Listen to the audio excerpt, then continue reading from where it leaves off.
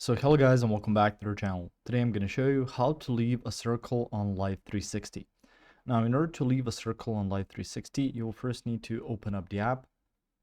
Once you've gone there, you will see a layout similar to this one. From that point, you will see your settings, your circle management, stuff like that. So in the top left, you will see your settings.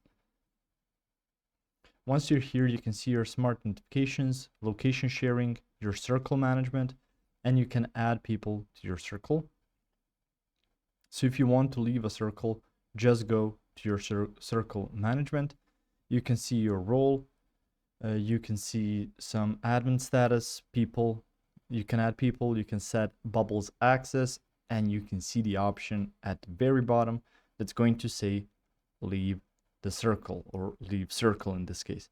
If you click on this, you should get a pop-up similar to this one that says, sure, you want to leave the circle. You will no longer see or share locations with the circle. Are you sure you want to leave? So just make sure that your decision is final, since once you leave it, you will need to get an admin invitation or someone from the circle to invite you back in with a code.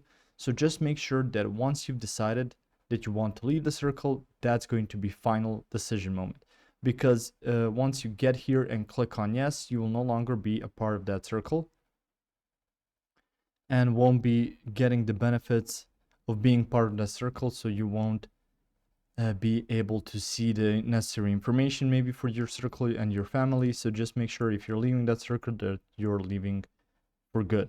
If you found this information helpful or useful, you can like the video. You can also share the video. You can subscribe to our channel and click the notification bell to get notified about new videos on Life360 or some other topics you might find interesting as well.